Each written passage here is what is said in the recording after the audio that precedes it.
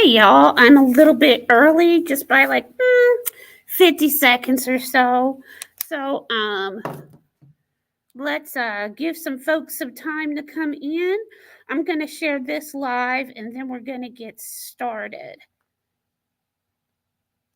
Every time I have to look for this little app cuz I don't be using it. Hold on one second. Where is it? There we go. Well,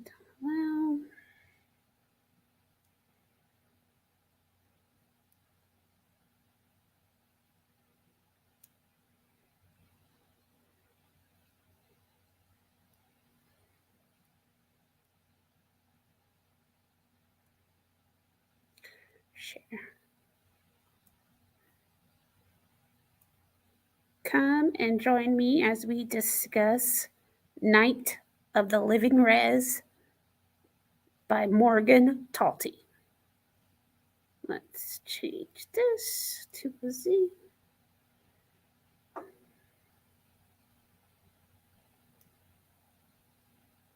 Okay, let me make sure that sound is down. Woo. Okay, because we don't want to deal with that feedback.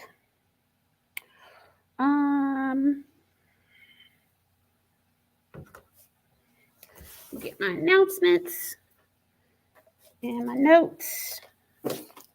Whoops. Excuse me, y'all.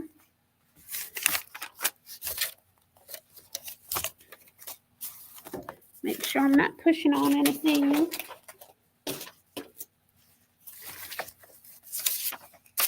Okay, we're going to start in just maybe like 30 more seconds. Hello, live stream viewer.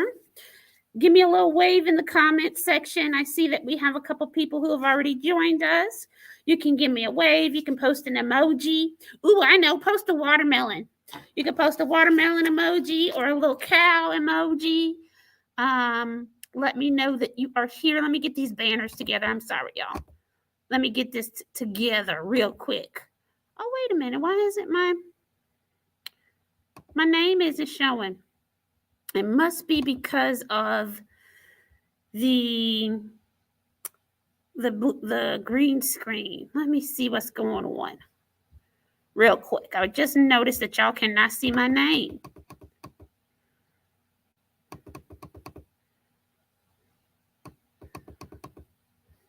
That's okay. I know who I am and y'all do too. Hey, friend. Oh, wait. Show display names. There we go. Look who fixed it. I did. Okay, let's see. I just need to do one more thing. Let me see these banners.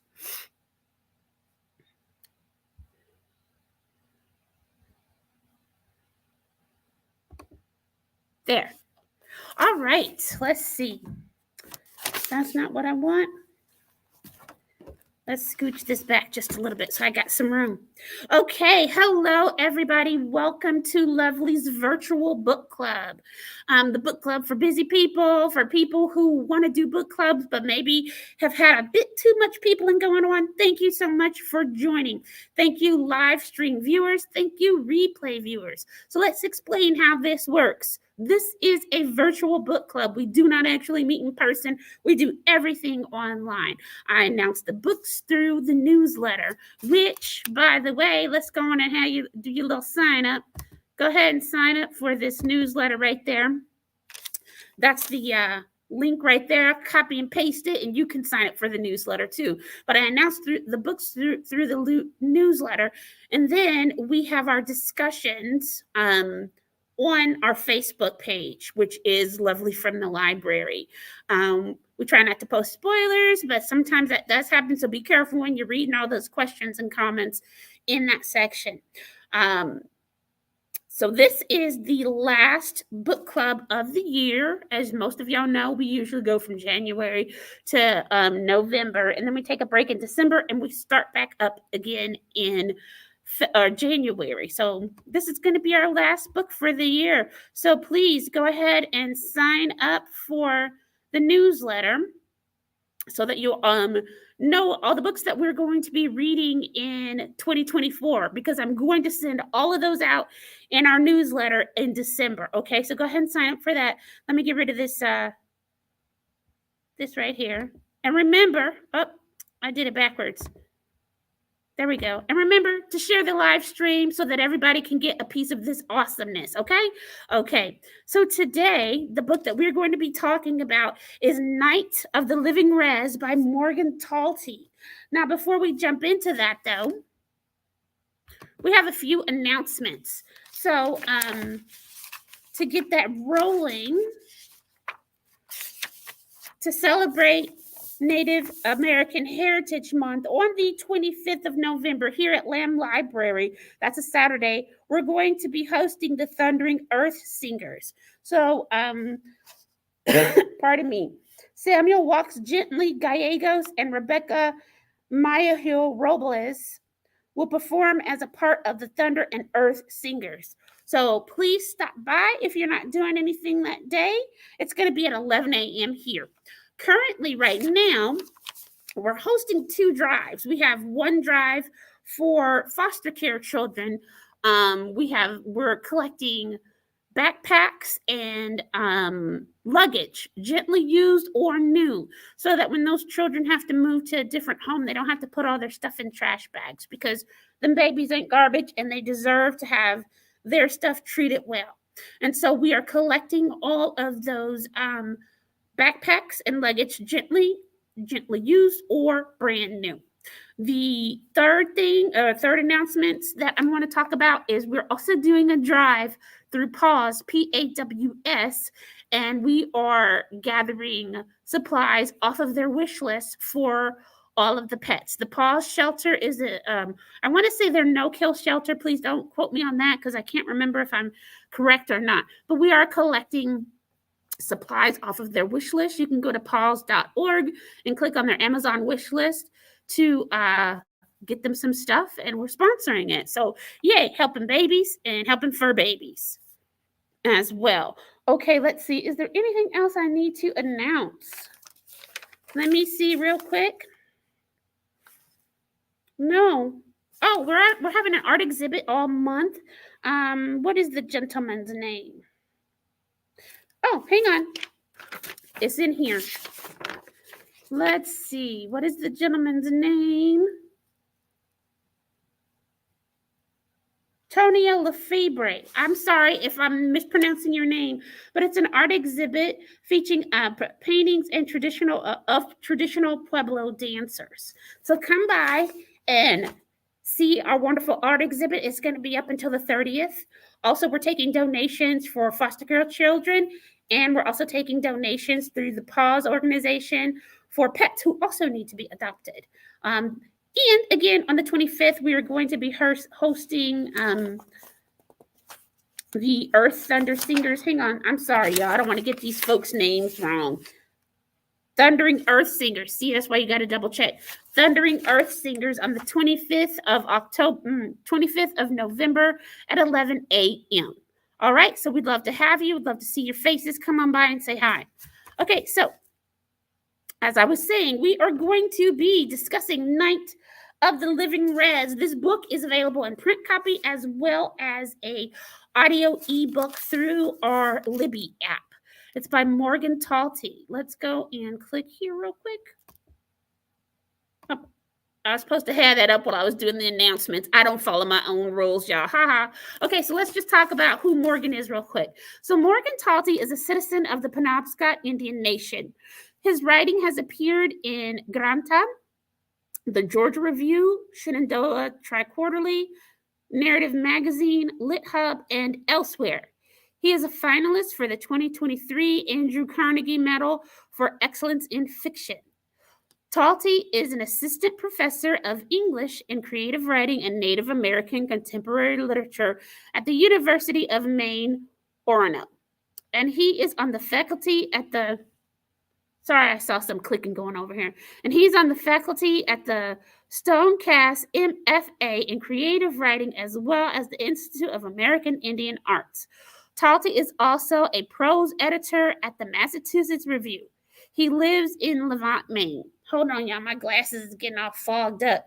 I can't see. Let me clean my spectacles. So I hope that y'all have had a chance to read this book. As the regulars know, I try to give spoiler-free reviews as we're talking about these books. I don't hold any guarantees. If I'm about to spoil something, I usually can catch myself and say, hey, if you haven't finished reading the book, I'm about to do a spoiler. So please keep that in mind. If you have not had a chance to read this book yet, fix it. Because it's a wonderful, wonderful collection of short stories. Okay. So I'm not the only one who thinks that either. So the book has gotten a lot of awards and a lot of high praise. It's a national bestseller. It is winner of the Penn/Robert W. Bingham Prize, National Book Critics Circle, John Leonard Prize, American Academy of Arts and Letters, Sue Kaufman Prize, the New England Book Award, and the National Book Foundation 5 Under 35 honoree. It's also a finalist for the Andrew Carnegie Medal for Fiction. I think I mentioned that earlier. The Chautauqua Prize of 2023 and the Barnes & Noble Discover Book Prize. Named Best Book of the Year by the New York Times, NPR, Esquire, and Oprah Daily. Okay, so let me go on and here, let me pop out of here real quick. And I'm going to read a synopsis of the book off the back. Set in a native community in Maine, Night of the Living Rez is a riveting debut collection about what it means to be Penobscot in the 21st century and what it means to live, to survive, and to persevere after tragedy. In 12 striking, luminescent stories, author Morgan Talty, with searing humor, abiding compassion, and deep insight, breathes life into the tales of family and a community as they struggle with a painful past and an uncertain future. A boy unearths a jar that holds an old curse, which sets into motion his family's unraveling. A man, while trying to swindle some pot from a dealer, discovers a friend passed out in the woods, his hair frozen into the snow.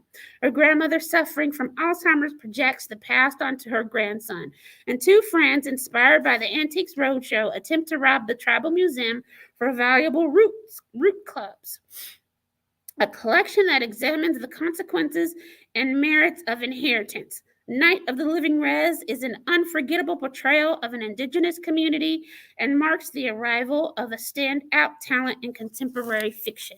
So, first, let's discuss something that I started to pick up on as I was listening to podcasts and interviews and reading reviews of this book. Morgan Talty never set out to make this book, The Night of the Living Rez, about Penobscot culture. And also, too, hold on, let me pop this out. Y'all gonna have to forgive me if I mispronounce some words. If I do, let me know in the comment section, because I don't like to misname people or their culture or mispronounce words or anything. I believe now, and I could be wrong about this, but I believe that the Penobscot, the way that they say their name in their language is Panawaspek. Panawaspek. I think that's how you say it. I don't think I got that right. I'm sorry. But for folks who don't speak it, you don't speak Penobscot, we're going to say Penobscot so I don't keep fumbling over these words. But anyway, he said that he was not trying to write a book about Penobscot culture because that's too much. It's too big. What he said, let me get my little Post-it note here. What he said was he said it's not about being Penobscot. It's about it's about what it means for certain Penobscots to try and survive based off the trauma that they have to deal with. What else did he say? Yeah, he said he wasn't trying to show what Penobscot culture was, but to talk about folks who are Penobscot and what they have to deal with based off of the circumstances that they find themselves in due to personal choices and to colonization. And he was talking about, he also said, hang on, so you can see my big face. There's my big head. He said he also wanted to talk about how colonialism was affecting his tribe specifically. and how they deal with colonialism and how it's put these people in certain positions like poverty, drug addiction. He also said that he was really wanting to discuss how, let me make sure, how you can't fix a problem with a tool that is also broken. So he's saying that you cannot fix the problem until you start to decolonize. You can't fix the problems that colonization has caused if you have not also decolonized your brain, your thought patterns, and all that. And so a lot of these stories actually deal with that and what that can actually mean. And he's been very specific about not claiming that this book has anything to do with Penobscot culture specifically. And I thought that was really important because he was really here. I have some other notes over here. He said that, and I quote, he said that he was trying to express his indigeneity in a way that was not feeding into stereotypes. Basically, what people think indigenous people look like and how they act and how they behave. So that was really important to him. And I just wanted to make sure to state that so that I wasn't passing on more misinformation. Okay. All right. So now that we've gotten that part, there are some themes and tropes. And when I use that word tropes, I am not using it in a negative connotation, but in the actual dictionary meaning of the word. So the book discusses a lot of different themes: mental health, addiction, caring, poverty, forgiveness, intergenerational trauma. I put forgiveness on there twice. I must need to forgive myself about something. Death, hope, family, and actually love. So let's go on, and we're going to jump into the discussion questions. Whoops. Sorry, y'all. Hold on. There we go.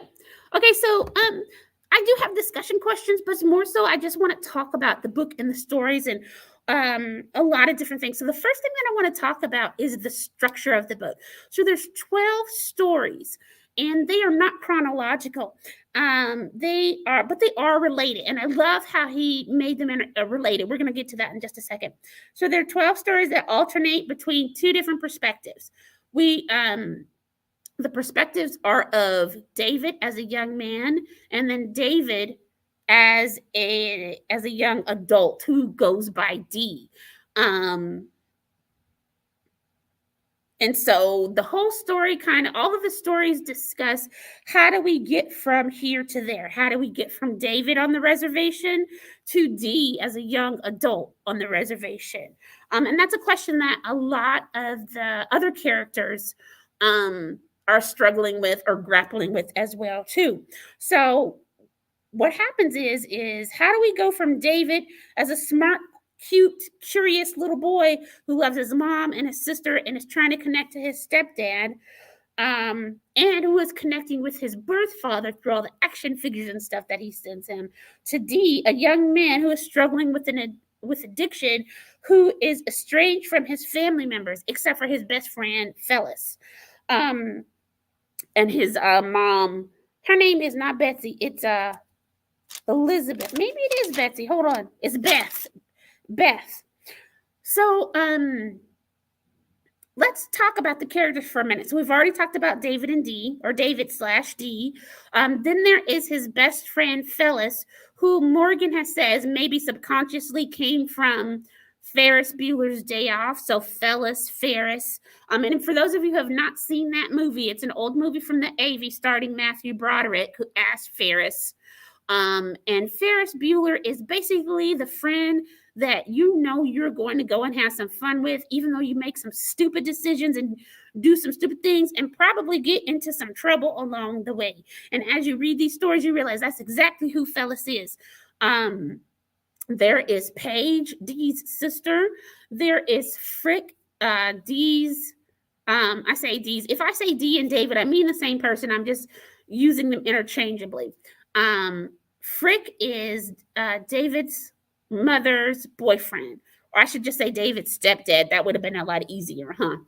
And then there's some side characters like Beth, or sometimes they do call her Betsy, I think. And that is Phyllis's mother. There's grandma, and of course, that's David's grandmother. So there's a lot of other people going on too, but these are the main like cast of people who keep showing up in different stories, regardless of if it is David as a little boy or Dee as a young adult. All right, excuse me. So, again, these stories do not follow a chronological order, but they are connected. And I really like how Morgan has helped them to be interconnected with little hints. So let's see. The first story, it actually starts off as Burn, but that's not the connected part. The second one is called In a Jar. And that is just to give you a description of what the story is about. It is when David and his mother first get to the Penobscot reservation, and they find a jar full of hair, teeth, and I think some corn in their backyard near the shed.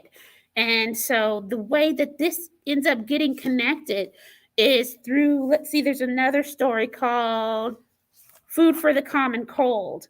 And that's connected in a way through David's mother. I try not to spoil it too much. And another way that it's connected, how he shows there's little clues. And so for you to follow is in the story Earth Speak, we hear about how Dee doesn't like to drive. And by the end of Safe Harbor, we learn why. I'm not going to spoil that for you. Okay, so also too, there's just a lot of other connections, but I really like how if you're paying attention, you'll see the connection. It's like he is letting you know that they're interconnected without kind of beating you over the head with it. And you have to, if you read the stories from beginning to end, the first one to the 12th one, you'll start to see, oh, that's from this story. Oh, that's from here. They can be read as standalones too, but I like how he gives you an experience if you choose to read them straight through. All right. So also, Morgan is talking about how a lot of these stories contain a lot of autobiographical elements. Like these stories are fiction, but there's a little bit of truth in them based off of experience that Morgan has had or people that he is related to have had. So it's kind of like what's that Chris Christopherson line? I'm a walking contradiction, partly truth and partly fiction. He uses his personal experiences as anchors that he creates a story or narrative around. Some of those examples that you can find, let's see, In a Jar, that actually happened to his sister. She was dating a Mohawk man and living on the Mohawk reservation, and they found a jar of hair and teeth in front of their house one day. And the man said it was probably somebody trying to put a curse on her because they were jealous that she was dating him. Let's see. And then there is an accident in one of the stories that was actually based off of something that happened to Morgan's dad.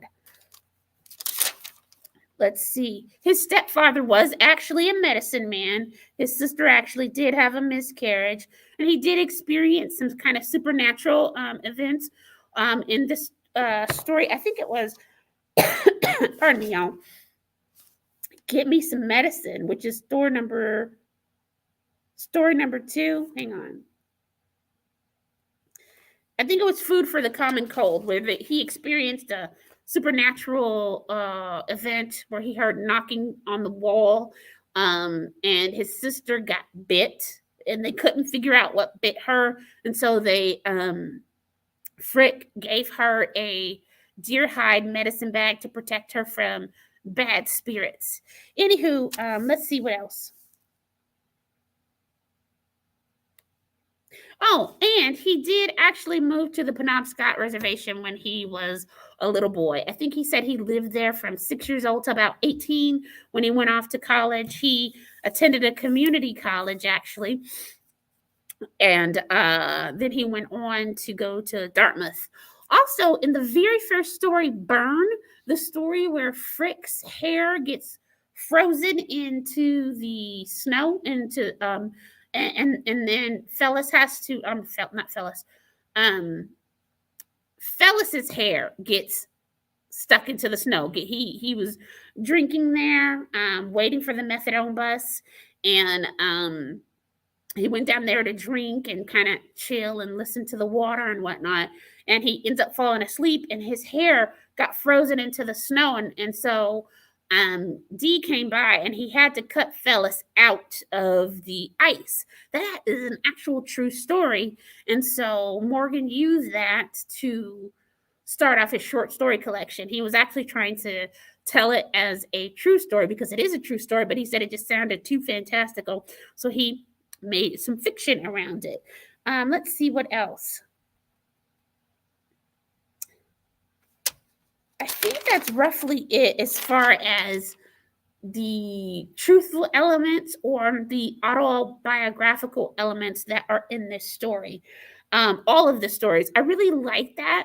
I liked how he's writing about what he knows. And so he looked around him and he saw a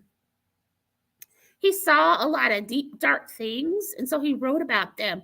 But also, as you get into these stories, he also shows how these folks really care a lot about each other. And if we go back a little bit, you will remember. Hang on, let's pop this in here. One of the themes and tropes was about caring and love and family, and so he also integrates a lot of care and compassion they have for one another. Even when they're going through the worst things that you could be going through, these folks really care for one another. And if anything, when he was talking about how he was very careful and considerate not to write stereotypes and make it seem like poverty and addiction were inherent to being Penobscot. That is not true. What is inherent to being Penobscot is the care and compassion that they have for one another, even when they're going through stuff. That's the part that I like too. Oftentimes, I have to deal with people's tropes and ideas of what it means to be a Black American. A lot of times people think we are all from the hood and we're all poor and all uneducated, without stopping to think, why would you think that in the first place? What could we have possibly gone through that makes you think that that's what we all are? Nobody is a monolith. And so he really was very, very careful to not do that to his own people. So I appreciated that, because I don't need to read a book about stereotypes. I know what it's like to be stereotyped, and it's not fun. So I'm really glad that he took the time to do that. And let me just point out some of the things that I saw that I really liked that showed the care and love of a people who find themselves trying to survive despite the circumstances that they find themselves in, or because of the circumstances that they find themselves in. So, in Food for the Common Cold, when David's mom and her and his stepdad get into a fight, she goes off to find him because Frick's like, I'm leaving, I'm not coming back. She goes off to find him, and when David gets home, she's not there, and he makes himself some food, and he makes some for her, and she doesn't come home. He covers up the food, and then he has to go to school the next day, but his mama didn't come home the whole night. And so he's like, I don't know what to do. And so he purposely misses the school bus. He goes to Frick's job and he stands there and waits. And then all the people are like, hey, Frick, your boy is here. And so David tells Frick what's going on. And Frick doesn't send him away. He puts him in the car and he drives really slow. And David notices how careful Frick is driving. You come to find out why Frick is driving so carefully. But David thought that Frick was taking him on a drive to take his mind off of where his mom was. They were actually looking for her. They do end up finding her. And she's trying to explain to Frick that she understands what loss is and, why he's so upset. But Frick hears David's stomach growl. And he goes, well, he's got to eat. We need to feed him and keep him warm and all this. And so he does do that. He could have easily sent him away and said, you need to go to school, because David's grandma lived on the reservation too. And so, but he doesn't. He does the thing that he knows to do. He helps a little boy find his mom, because David didn't know what to do. Yes, he did. He went and found his daddy, and his daddy helped him. Another time, when Dee and Fellis are coming back from the bar, Fellis is a little tipsy, but he can make it to the steps. But Dee walks him up the steps just to make sure that he gets home okay. Another time when Dee's sister Paige is walking around town, probably inebriated in some sort of way. He finds her. He gets her into the house. Actually, I think she's in one of the sheds or something like that. And he makes her comfortable, gives her a blanket, gives her some food. And he goes to check on her again in the morning. She's gone, but he gave her a little bit of comfort. One of my favorite ones is in, where is it? I think it's in Earth Speaks. Is that the name of it? Yes, Earth Speak. That is the story where Dee and Fellis decide that they're going to rob the Indian Museum or the Penobscot Museum and steal some root sticks and sell them, because those things are pretty expensive. They was watching Antique Roadshow, and they saw how much a root stick would go for. And for those of y'all that don't know, a root stick or a digging stick is like, it looks like a club, probably. Sorry for the green screen, y'all can't see. Probably about yay long, and you used it for when you're hunting and gathering roots. You use that club to help dig up roots. Anyway, these two numbskulls get it into their head to steal these digging sticks from the tribal museum. Then they're going to sell them, go down south and sell them so they can buy drugs. Again, Fellis is probably the subconscious creation of Morgan Talty from watching a lot of Ferris Bueller's Day Off. And this is a really bad decision. Anyway, Dee decides, hey, I don't want to do that. I don't think it's a good idea. I'm not going with you. Fellis does it without him. Dee has done some drugs. I think he took some Klonopin. And he is headed back home to Beth and Fellis's house, and he sees the cops. And he turns around and he takes off running. And I think the dogs start chasing him or something. And he's running. He's trying to hide. He ends up running toward a man named Ralph Nelson. Ralph Nelson is also Penobscot. He owns the most land on the reservation. And it's kind of like junky and dirty and smelly over there. And so people don't necessarily have the highest opinion of Ralph. But anyway, Dee does not want to go to jail. He is high. He's trying to say, oh, he's high because they beat somebody up and took their prescription pills. Come to find out, though, from a little bit of clues and illusion, they might have beat up Daryl because he was being inappropriate with Fellis's little cousin. Anyway, they beat him up and took his Klonopin. And also Daryl happened to have, Daryl's uncle was the guy who ran the tribal museum, and he had the security code so that they could go in there and steal those digging sticks. So Dee does not do this with Fellis, but he doesn't want to get caught. He doesn't want to get in trouble or anything. So he runs and he hides. He finds himself on Ralph Nelson's land, who everybody kind of is talking mess about a little bit. So Ralph can hear that there are cops and people on his land, and he chases them off. He sends them away. He knows that Dee is there, and he gets them off the land. He says, get off my land. You're not allowed to be here. Then he goes and he finds Dee, and he is like, you got till sundown to leave. And he gives him food to eat. He gives him food to eat, and he gives him a blanket. So anyway, he didn't have to do those things. He did not have to stick by Dee, but he did. And I'm saying all this because if you come from a close group of people or community, a lot of people know your business. People know your business if you're from the hood, if you're from the res. People who are in the know are going to know your business. Everybody knew that Dee was doing them drugs. He was doing them things. He was in the streets. Everybody knew that.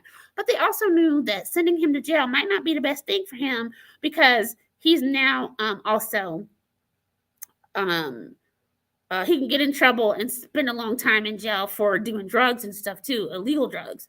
So, old man Nelson might have had a stinky old junk up yard, but he really did come through for D. And then the next day, D went back and he did a sweat with old man Nelson. There's a sweat in the junkyard, basically. So there was a sweat lodge there.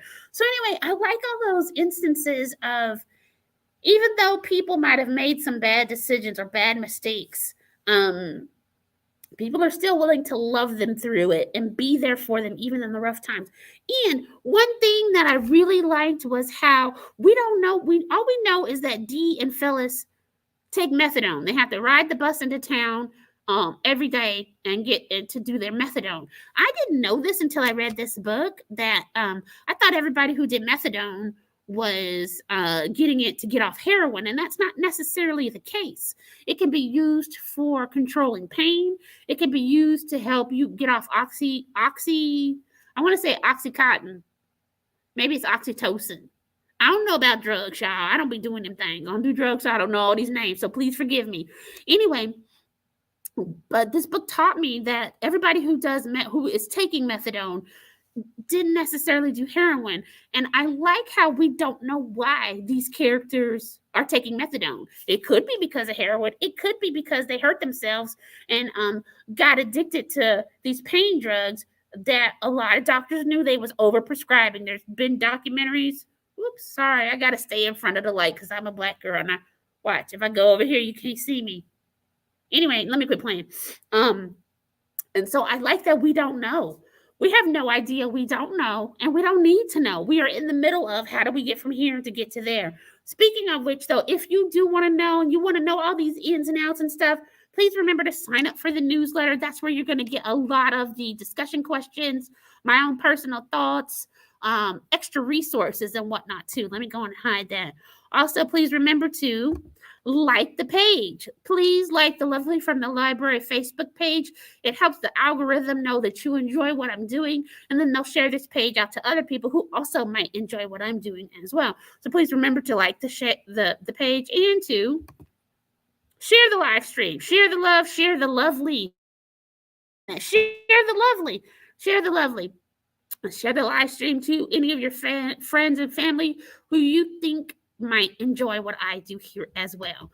Let me check the comments real quick to see if I have any. We're doing good. No questions. If you do have any questions, whether you're watching on Facebook or on YouTube, please pop them into the comment section. Even if it's after the live stream and you're watching the replay, I will answer those questions. I check them on a weekly basis, so I will get to your question if you have them. And if you are watching the replay, hello, and thank you again for giving me a little bit of your time. Okay, let's get back over here. I don't see any questions. All right. Okay, let's move on. So we were talking about the loving and care. I really did enjoy that so much. I thought that was awesome. Let's see. You know what? We probably should talk about some more. Oh, let's talk about a place as a character. So the land in and of itself is also a character throughout these stories. Again, we're going to be talking about death. There's a lot of death, not just miscarriages and death of people, but also there's one of the stories, I think that was Half-Life, or hang on. It is not Earth Speak. Maybe it is Earth Speak.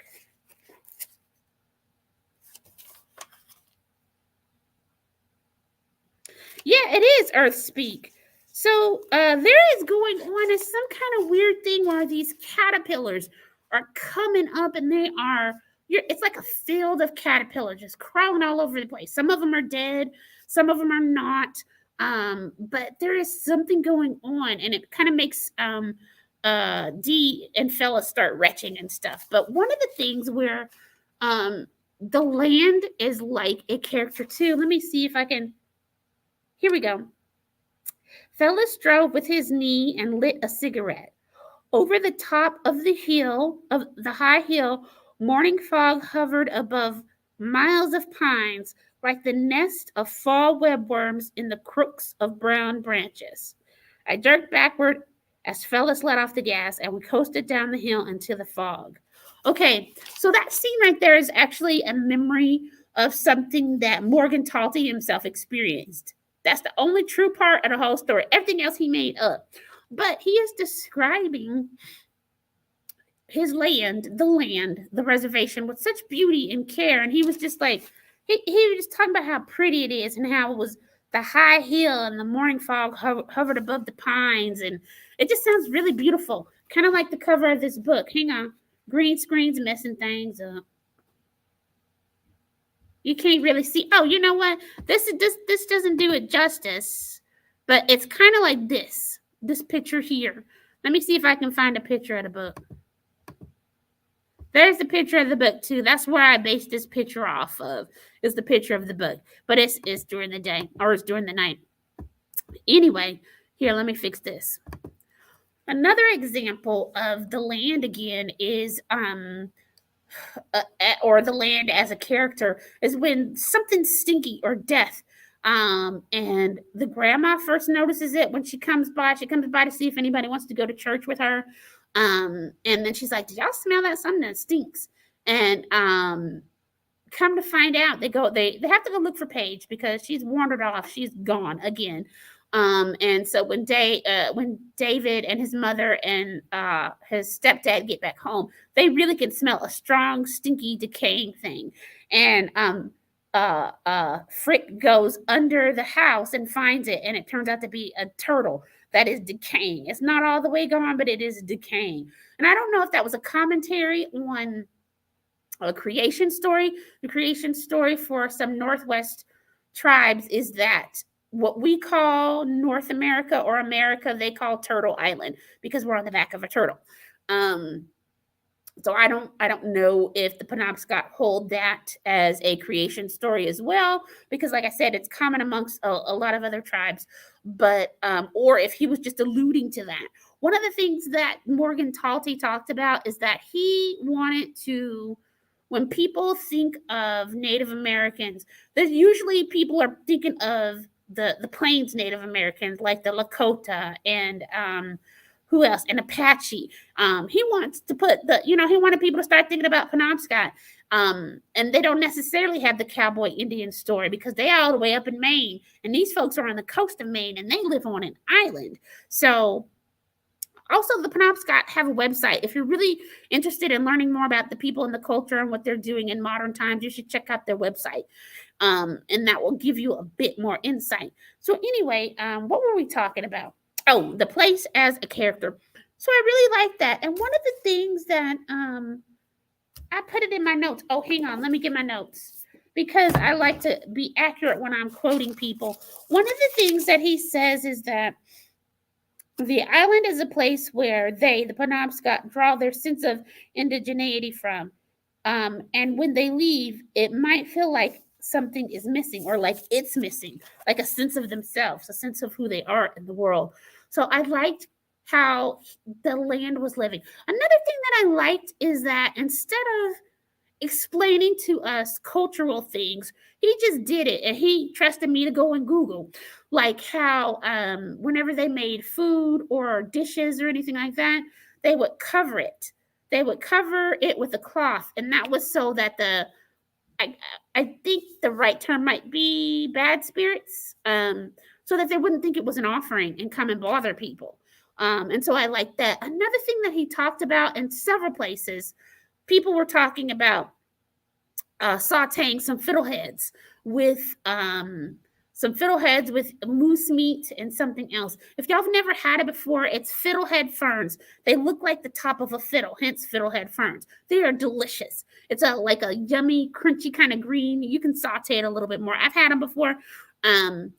I got some from some health food store, and they are yummy. And he just, Betsy, I keep saying Betsy, Beth was fixing some for him and Frick, or him and Phyllis. And then also Frick has a camp on the island, and he fixed some. That's what David and his mom and Frick ate when Frick and David had to go look for her. Anywho, I thought that was interesting. He didn't point out, and these are the traditional foods of the Penobscot. He just said, hey, people here be eating fiddleheads, and they still do eat fiddleheads. And this is, and he just put that in there. And it is a subtle way of showing how traditional culture is still alive, and how they're still eating some of their traditional foods and doing some of their traditional practices as well. So I really like that too. Let's see. We're almost done. Let me make sure. Let's go back and see if there is anything else that I want to cover. Hold on a second. Oh, y'all can't see because there. Let's see.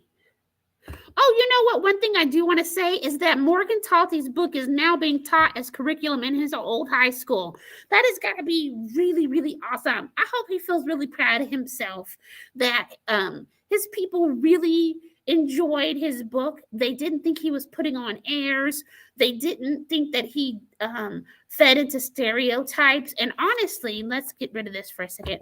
Honestly, I'm not Penobscot, so there's definitely some things that I just didn't pick up on because it's not my culture. But they picked up on it. They picked up on it so much so that he's a part of his high school curriculum now, and I think that's awesome. I think it's great. Let me see, because we're almost done. Yeah, I think we're almost done. Let me double check and make sure if there's any comments. Again, please share the live stream. Remember to like the page as well. And more importantly, let's get rid of that. I'm going to put this back up here too. Go and copy that link and join the newsletter. That is where you're going to get so much more details, so much more insight. Next year in 2024, I'm revamping it so that I'm also going to be talking about the different events and programs that we have going on here in the newsletter. Yes, I announced them at the beginning of each live stream, but I'm going to do a little bit more to also announce them in the newsletter. So you actually have a physical copy or something that you can refer back to. And you don't always just have to wait till I pick and choose things. And I point out a few things because we do a lot here. We have a lot of different services. We have a lot of different programs, not just here, but district-wide. So I want to take some time to highlight that when I send out the newsletter. Okay? All right. So speaking of which, let's get rid of that. I hope that all of you enjoyed Night of the Living Rez by Morgan Talty, the last book of 2023 that we will be discussing. The book is also available in print. It's also available as an e-audio book on Libby. If you did enjoy that book, here's some other books that we have that you also might enjoy. Let me get my notes because, here we go. So There by Tommy Orange.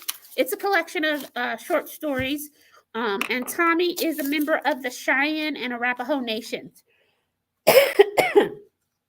Lots Away by Darcy Little Badger. Some of y'all might remember that we actually read this book in our book club last year. And Darcy is from Texas, like me. Hey, Darcy. And she is a member, or they are a member of the Lipan Apache Nation. Trail of Lightning by Rebecca Roanhorse. And Rebecca is actually Afro-Indigenous. Hold on, let me pop in here. She's actually Afro-Indigenous, and her mother is Oke Owenge. Oke Owenge Pueblo, and her dad is African-American. Her indigeneity has been called into question because she is of mixed race. I think people might have objected to her writing about the Dene in Trail of Lightning. I haven't read the book, so I don't know, and I haven't done a lot of research on it either, to be honest. And I do remember listening to an interview from her a couple of years ago saying the reason why she claimed her husband's tribe, because he is the one that is Dene or Navajo, is because she was raised by white people. She was adopted and raised by white people, so she didn't even grow up with her own nation. I'm not here to question anybody's indigenous or indigeneity. I do know that being black and or being an Afro Indian, or wait, what I'm trying to say? Afro-Native. Is that right? Being black and native, a black native is controversial for a lot of people. Sometimes people accuse them of being pretendians or lying or things like that. I know people don't be believing me half the time when I tell them the different nations that my great grandmother came with. And I say great great grandmother because if I went to the Blackfoot Nation or the Seminole Nation, then people don't know me and I don't know them. So I claim it because my grandmother, my great grandmother Rosetta, don't make me pull up a picture. Y'all know how I love to talk about my grannies, but that's what she always told us. I saw her getting treaty goods and things like that.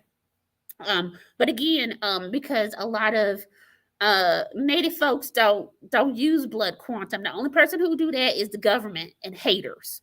So they knew her, but they don't know me. So that's why I don't be claiming it, because I don't want to be taking up space and taking up resources and whatnot. So that is a little bit controversial. But I'm not here to be the judge of who gets to call themselves Native American and who don't. That's not my business, and I'm trying to stay out of it. Anywho, so Trail of Lightning by Rebecca Roanhorse, and then The Firekeeper's Daughter by Angeline Booley, and she is Ojibwe and Chippewa. All right. Thank you. Thank you so much for your time. I see you next year. Remember to sign up for the newsletter. Let me put that on here one more time.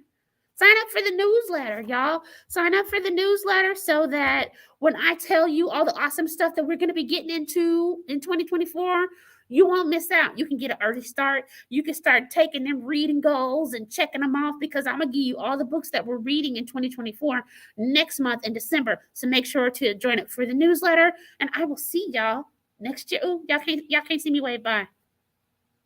There we go. Bye.